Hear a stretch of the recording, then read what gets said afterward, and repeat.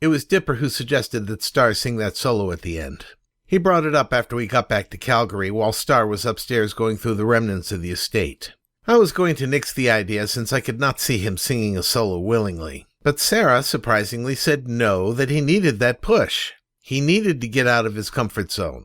I trust Sarah's judgment since, well, she was experienced in losing both of her parents, and she knew Star better than I did now. The song was one I had heard Star singing several times while going through items, apparently to perk up his spirit. So I think it was the right choice. I'll be honest, though. The more I get to know Star, the more amazed I am. I've never met a person so full of love in my life. He clearly loves Sarah and Dipper, but the amount of love he has shown me, shouldering a burden that was not his, helping me get the help I needed, always there when I was down, it defies explanation to me. I've done nothing to deserve it, and yet he keeps pouring it out like a fountain. And his tears at the concert? Clearly, tears of love, not sorrow. I can only dream of getting close to that level of love someday. The crew started removing equipment right after the concert, and were up most of the night just to get the lights and the sound equipment packed away. The rest got removed the next day, surprisingly quickly. Then the landscapers went to work, reforming the topsoil into something a bit less flat, then spread a mixture of native wild grass and flowers. One thing that was never actually mentioned was the fate of the lodge and grounds itself. The will had stipulated that it remain in the Orson family line, Stargazers specifically. I thought that maybe he and Sarah were going to move up there, but Stargazer insisted that he had obligations to others in Huntington that he simply could not ignore. Dipper smiled at that. Not sure why. But that still left the problem of what to do with the estate. The answer came from Brian. He knew of several people who wanted to start a small resort like a bed and breakfast in the Calgary area. Initially, they wanted to purchase the property, but Stargazer said he simply could not do that, and they were amiable to leasing it and having Brian oversee it, since he made frequent trips down to Calgary anyway. As part of the agreement, a portion of the lodge would be set aside as a museum, seeing as it dated back to the very beginnings of the area. It seemed like the perfect resolution, so Stargazer gave his okay, expecting Brian to make sure it stayed true to its historic nature. With that out of the way, we all started preparing to leave. Yeah, which of course means that I get a call from Les, which changes everything. The Heart Association of Boston had managed to gather a bunch of sponsors for a similar concert in their city. A bit of a smaller venue, indoors, one night only, basically the same concert. Again, I told Les only Star could approve that, and I was a bit surprised when Star readily said yes. So we broke the news to everyone and offered everyone a choice to either go to Boston or head home to Huntington. Dan and Aurora decided to head home since it was just going to be for 2 extra days. Sarah insisted on coming along to Boston.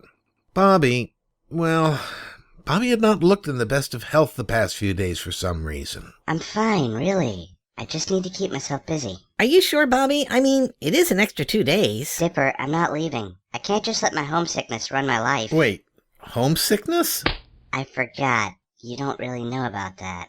It's kind of a long story, but I have what's known as clinical homesickness, an illness only found in porcupines. My mom has it too, which is why she lives in Georgia now. I was basically getting sick multiple times a week because the homesickness made me feel so bad. I can usually handle up to a week and be okay, but afterward... Whoa. If you're getting sick, you should probably go home. I can't do that, Birch. I want to be here.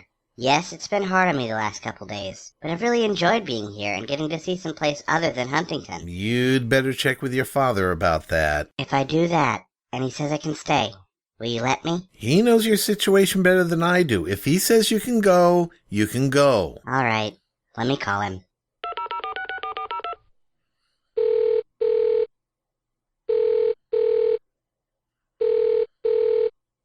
Hi, Bobby. How's Canada? It's fine, but, well, my homesickness is starting to get to me. Well, hang in there, son. You'll be home soon. Actually, Dad, that's kind of why I'm calling. It's looking like we need to extend the trip out another 2 days, because Dipper and his uncles need to give a concert in Boston. I just had to explain my homesickness issue to Birch, though, and he thinks I should go home. Bobby, if you're feeling sick, you should come home. I don't want you suffering. I know, but this isn't like the Georgia trip. I was miserable there because I was away from my home, yes, but I also didn't have Dipper then either. Dipper's here with me, and I know I had the problem at the Dark Sky Reserve too, but, well, Dad, I don't want to leave.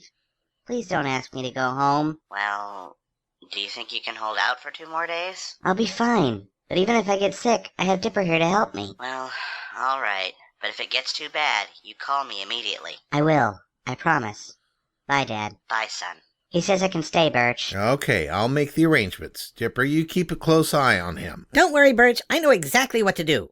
Bobby, if you get sick, what do I do? Best thing to do is just help me keep my mind occupied so I don't get sick. If it does happen, though, just be there for me. Help me out. Just like you did when I caught the flu in 4th grade. All I did was bring up chicken soup from the kitchen. Yeah, and it helped a lot. What are you two whispering about? Nothing. So when are we supposed to go to Boston, Birch? Tomorrow, same as when we were going to head back to Huntington. Okay. So it was just going to be the 5 of us. I tried to arrange flights that would leave at about the same time so we could spend time at the airport together. I lucked out and got us a flight that goes to Toronto. From there, we could split up and head our separate ways. So early the next morning, we headed out. Feel I'm going back to Massachusetts. Something's telling me I must go home. And the lights all went down in Massachusetts the day I left her standing on her own. Tried to hitch a ride to San Francisco. Gotta do the things I wanna do. And the lights all went down in Massachusetts. They brought me back to see my way with you. Talk about the life in Massachusetts.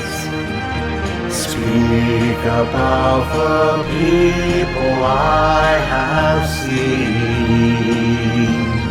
And the lights all went down in Massachusetts. And Massachusetts is the one place I have seen. I will remember Massachusetts. I will remember Massachusetts. I will remember Massachusetts.